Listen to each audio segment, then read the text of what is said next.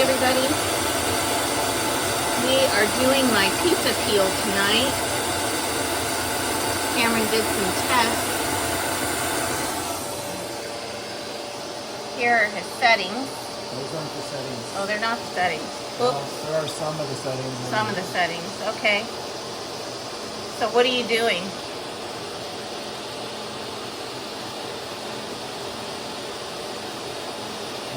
What am I doing? Like what? I've done it off the top of my head. Oh, okay. Okay, hold on. I think that's most of the settings. Okay. There are a few others, but I can't show them to you while it's running. Oh, okay. All right. Well, then maybe we can talk about it when we pull it out.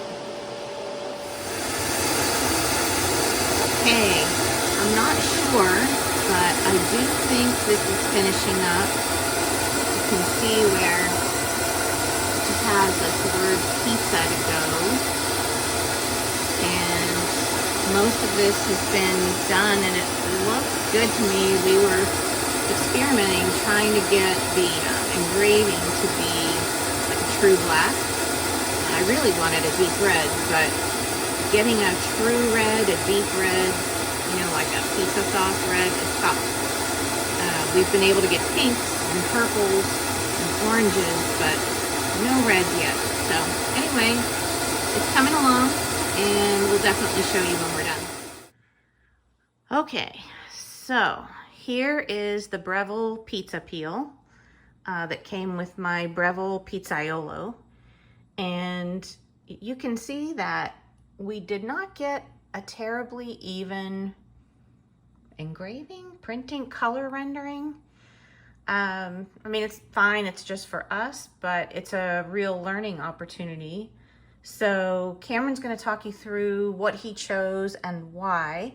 There's very slight warping on this. What did you say this was? How thick is this? It's about 0.8 millimeters. 0.8 millimeters, okay.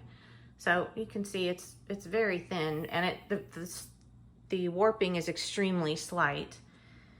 And you said it was 6,000 lines per inch, is that right? Well, they're right there in front of you. Okay. It's actually slightly more. It's a line interval of 0.004 millimeters, which is about 6,350 lines per inch. Okay. And a speed of 650 millimeters per second, power 25%. This is a 100-watt MOPA laser. Yeah. I used a frequency of 60 kilohertz and Q pulse at 200 nanoseconds. I actually had started with some settings we got from someone else, and we were trying to get black here, but we didn't want it to take so long to engrave. And I think on those other settings had a line interval of 0.002, so it would have taken about twice as long. And how long did this take, the run? It was around 35 or 40 minutes. Okay. Because this is a pretty big engraving. So we were trying to make it run a little bit faster. So we went with a lower lines per inch. I do wonder if we went with the higher lines per inch, if it would have come out a little bit more even. Yeah. But it could have also warped more, because you were... Possibly, because that would have been double the number of lines, more energy. So it's a balance, right? I mean, that's what you're trying to get to, is you're trying to get the rendering. And of course, we have no idea what alloys were used in this metal, but we know it's magnetic and that they claim it's stainless steel. Well, there are some stainlesses that are magnetic, okay, but not all of them.